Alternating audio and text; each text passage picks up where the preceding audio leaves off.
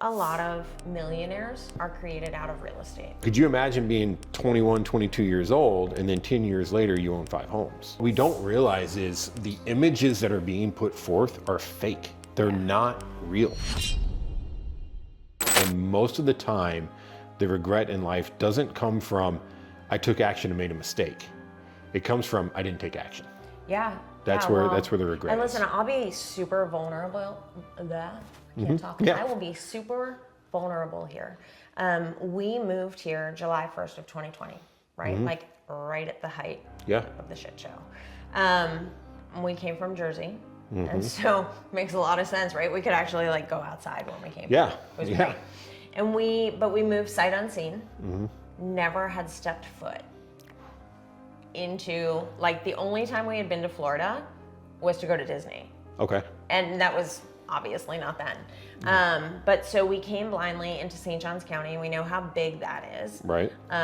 My brother lives here. He's in new home sales. So he said, here's the 3 zip codes you should look at, right? So he gave me 3 zip codes because our 2 youngest were going to high school. Okay. So I kind of, I went on Zillow and found a house, and we decided we were going to rent for a year. Okay. So we could see where we wanted to be.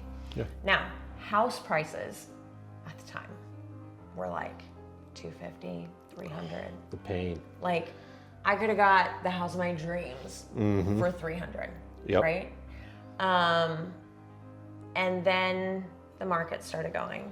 And every day in my house, there was this like, should we buy today? Should we wait? Should we buy? Should we wait? Trying to time it. And my husband's like, because he listens to all the podcasts and all the things, he's like, well, they say you're not supposed to buy it like when the market's climbing, and you're not supposed to buy at the top. And then just when you think it's the top, it's not the top, newsflash. Right. Right. It's not. It was kind of costly. Then you end up paying a lot more. We did, in fact, end up paying. Yeah, and that's not waiting, right? That's not waiting. Now, to be fair, right, the inverse could happen. You could say, oh, it's $250 and I bought it and it went to $125. Wait 10 years. Right. It's going to come back. As long as you're either not moving or you're willing to put a renter in it, who cares? Just wait 10 years. Yeah. But if you're hey, I'm going to own it for 3 years and sell it, okay, yeah, you're vulnerable. So one of the things I want to talk to you, because I think a lot of millionaires are created out of real estate. 100%. I think it's probably one of the most solid, I don't want to say risk-free. It's top because 3. Nothing's risk-free, but I think it's one of the most solid ways that you can become a millionaire. Yeah. But I'm also seeing this younger generation who wants to go into their forever home as their first home. Yes. Right? Like, okay, I remember buying my first house in my 20s, and, I was like, okay, 2,000 square feet, 4 bedrooms, 2.5 baths, like that was it. But that house now is 3,000 square feet.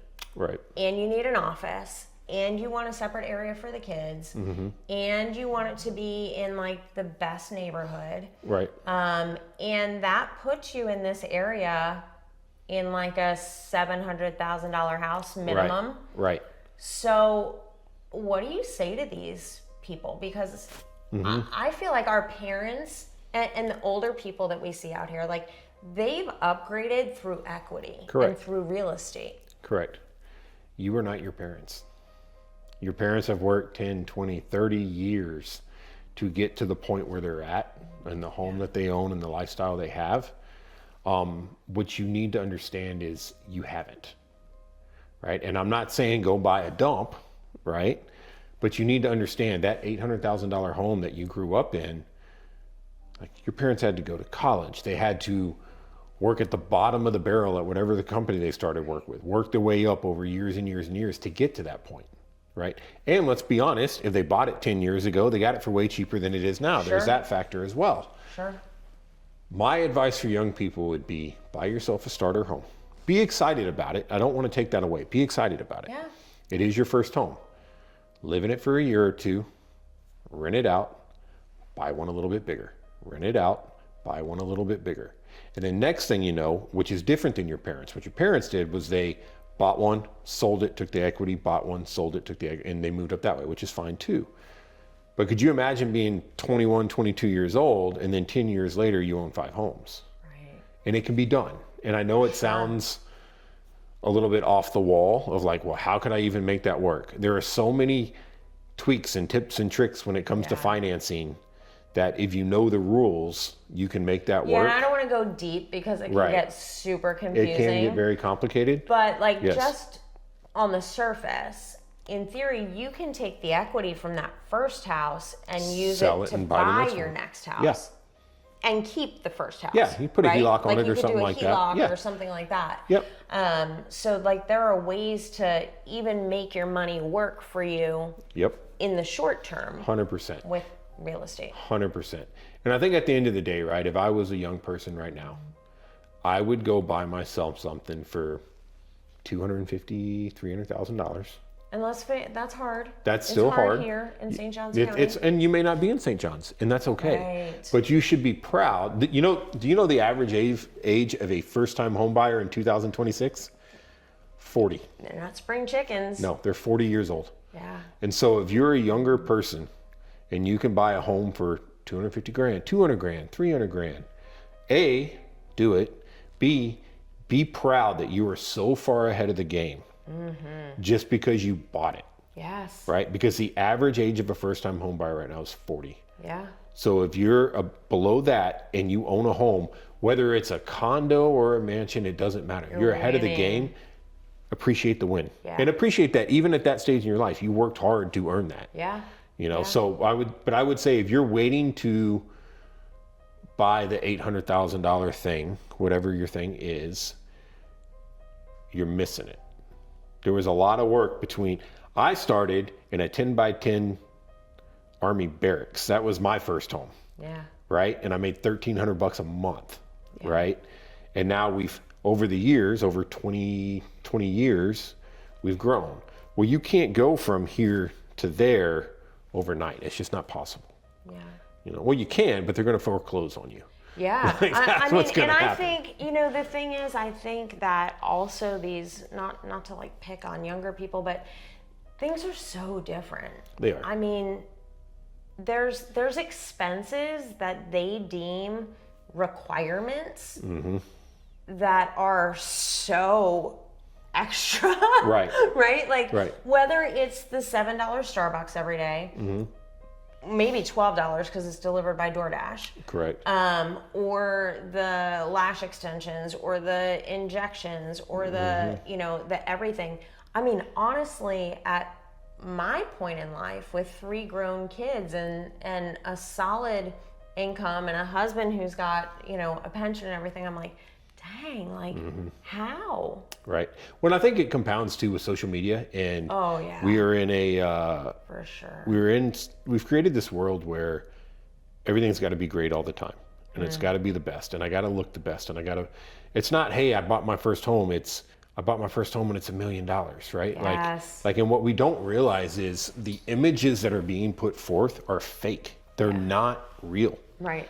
That perfect kitchen actually has the dining room like trash piled high. Right. Exactly. Yeah, And I wish that like we'd show some of that, honestly. correct. I think I'll argue whoever does is going to blow up on social media, showing the opposite side of it. Right.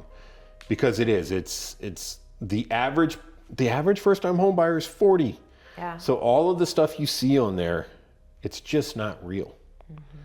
But then you create this scenario where you're trying to live up to something that doesn't exist. Yeah. Right.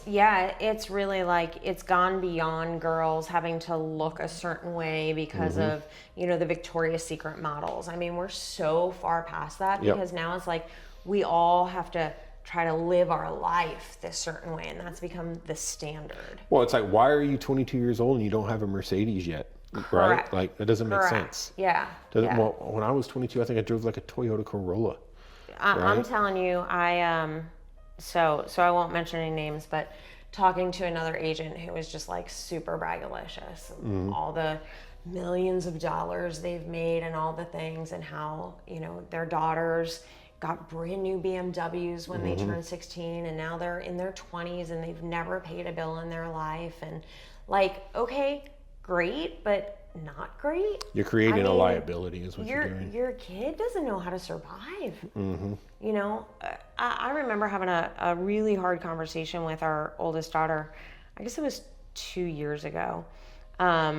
She's been living on her own since college. She went to Disney and did the college program. Okay. And she didn't want to live in Disney housing.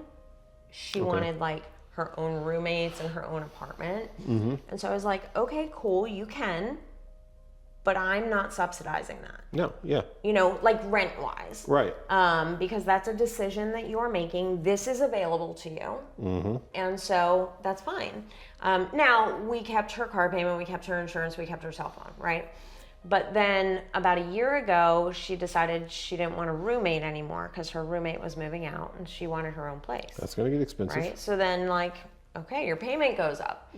But we were still paying the car and the insurance and the cell phone. And I was like, so if you're grown up enough to make that decision, then you're grown up enough to take this on. Yep. You know, and I did it through tears, like in full transparency. It hurts, right? It hurts. Yeah. But also, we have to prepare them for that. Yep. You know, it's. Yep. My kids are a little younger. They're still at the house. But even that, hey, Dad, can we buy this? You sure can. It's coming out of your money, though. It's not my money. Isn't it funny how Right? different they look at things? Oh, the second I'm like, you're paying for it, they're like, oh, never mind. Yeah, I don't need I'll it pass. anymore. Thank you. I'm good on that. The trip that we went to Disney and we decided to give them like a set amount of money to spend instead of like, hey, I want this and we Yep. bought it. Things changed so much. Yeah. And it's funny how all the kids are different, right? Like one came home with money left. Yep. Because they didn't want to spend it. Yep. The other, it was gone on day one. Yep. You know? Yep. Just And I was burning like, that well, hole, you know? you know, It's like, you made that choice. 100%. You know? 100%, you know? So, but you have to learn those things. Yeah.